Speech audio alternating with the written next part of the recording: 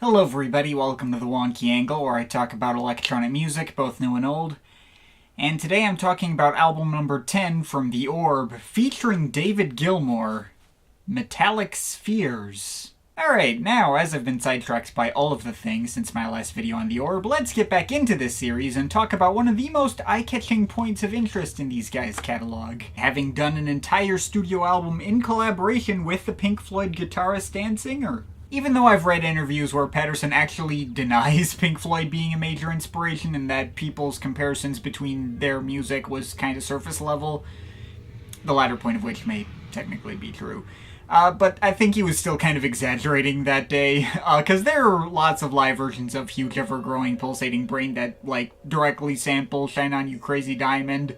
And obviously this album exists. When he and Youth and Tim Brand decided to come together and make an entire Orb album together with Gilmour, it was a bit of a dream come true for him.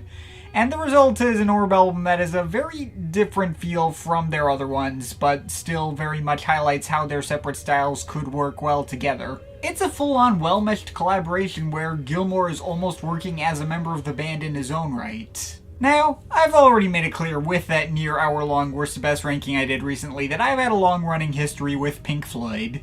I'd already familiarized myself with a decent chunk of their catalog once I checked this album out. I know that when I'd caught myself up on the Orb's full back catalog beyond Orbis Terrarum, this was their most recent album at the time, and I was really excited at the prospect of this collaboration. Though I'll freely admit it took a while to warm up to me, because this is one heck of a formless listen. Leaning entirely within their experimental ambient territory. There's technically only 2 tracks on this album, both stretching on well over 20 minutes each, called Metallic Side and Sphere Side, and divided into 5 subsections each.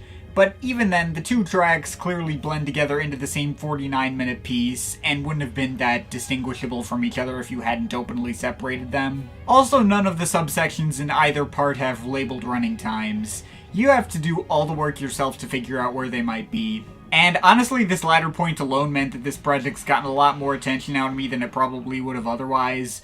Over the years, I was determined to figure out where those sections might be. I separated out what I thought they were back in high school and then redid it about 2-3 months ago out of lack of satisfaction with how I had done it before, and posted my estimated timings in a Discogs comment, using clues from the separation on vinyl, which I don't own but could look up, the credits, the song titles, etc., and I slowly pieced together what I felt was a pretty solid idea of how to separate each section. And I do think the album is made a lot more interesting for it. It was almost like trying to solve some kind of weird puzzle.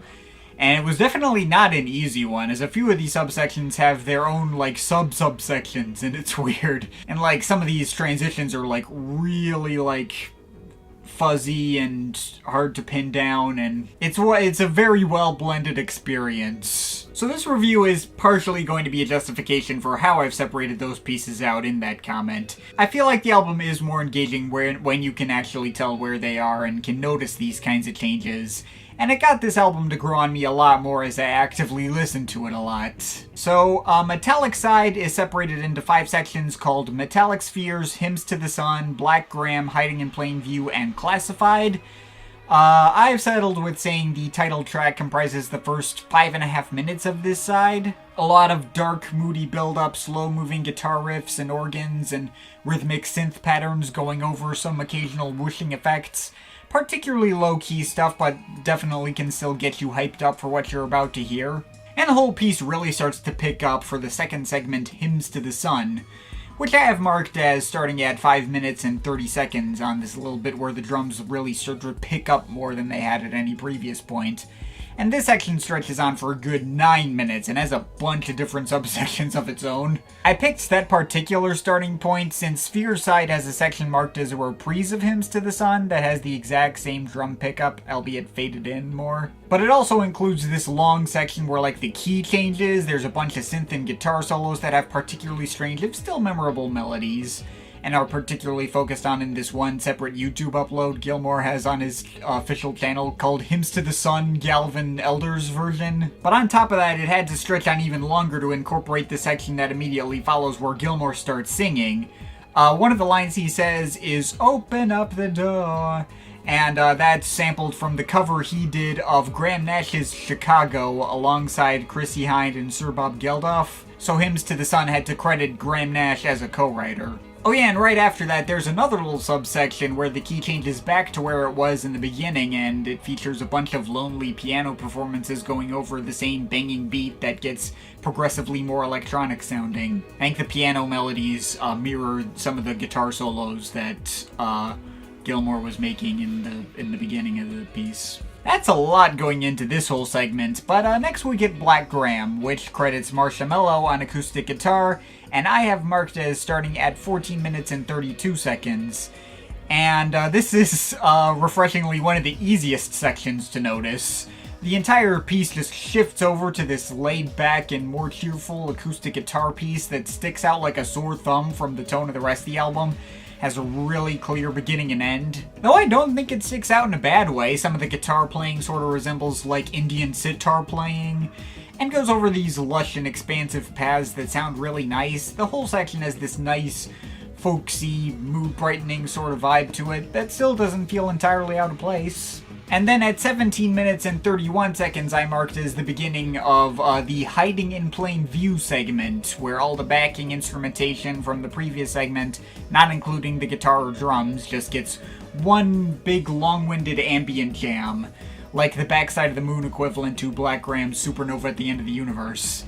Just 7 minutes of violins, possibly sitars, Gilmour's electric guitar soloing, incomprehensible voice samples, which are much lower mixed than Orb compositions usually have it, and other instrumentation bleeding together and recontextualizing those chord progressions of the previous section into something that sounds a lot more mysterious and emotionally ambiguous.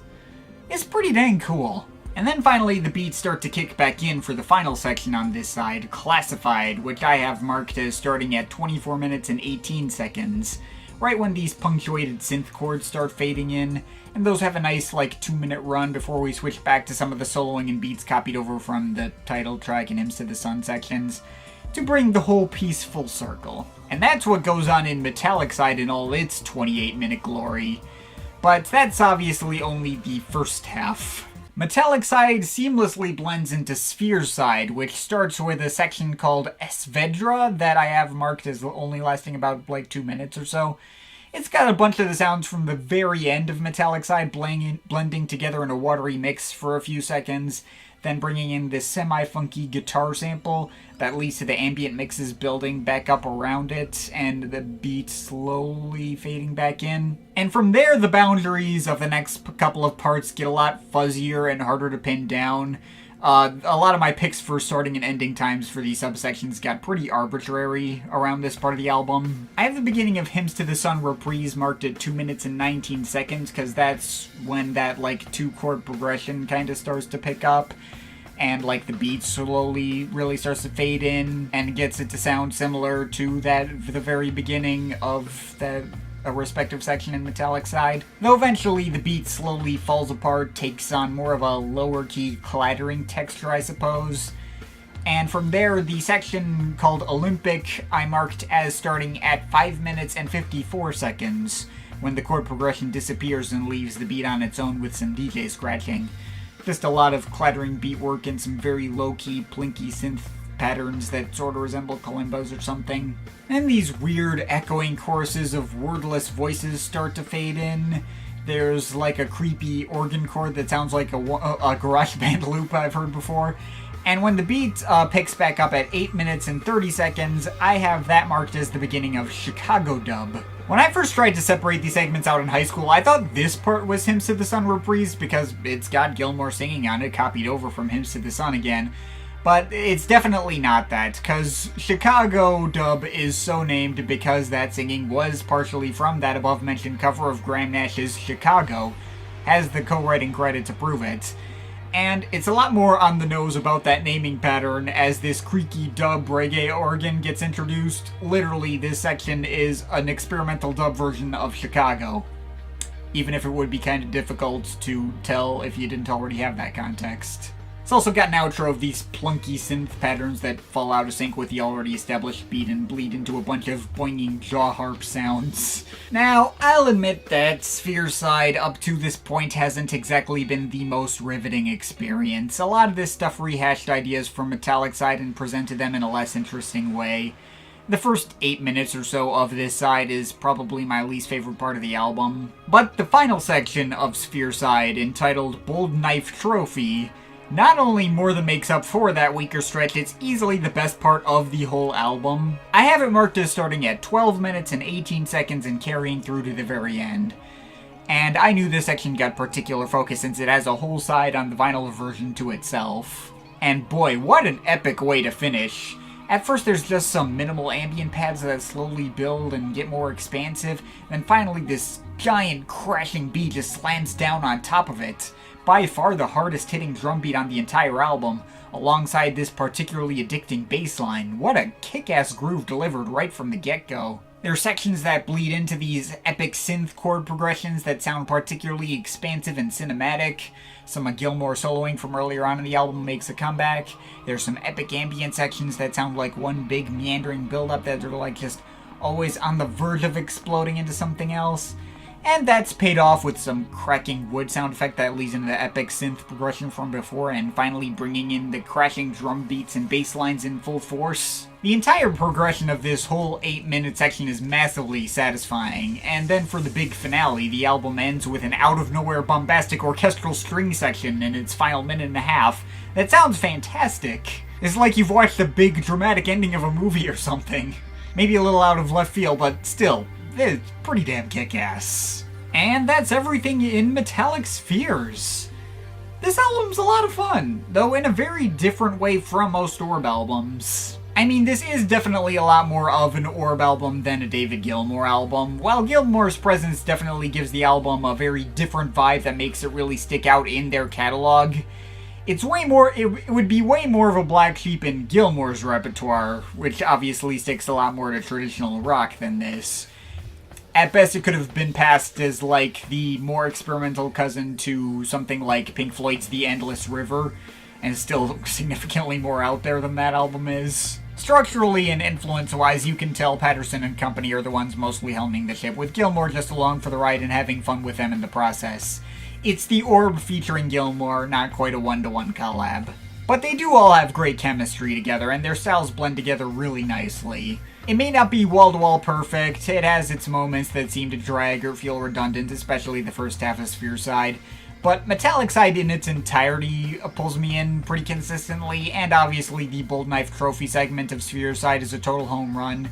Even in its least interesting moments, this album is still a pretty fascinating listen that's only benefited greatly from all the active listening I've given it over the years trying to pin it down. I did sort of struggle whether or not I'd qualify this album as properly great. It's like barely on the fringe there.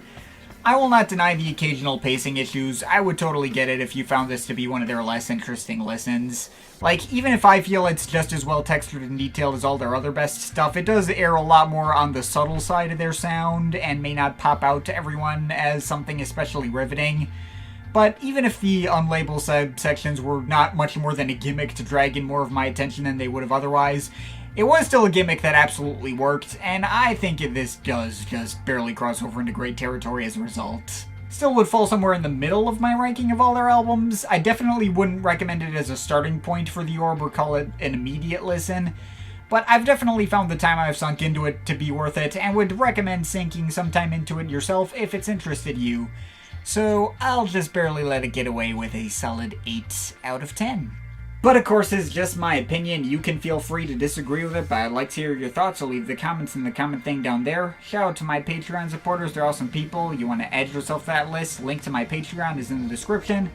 But yeah, that's pretty much it. That's all for today. See you next time.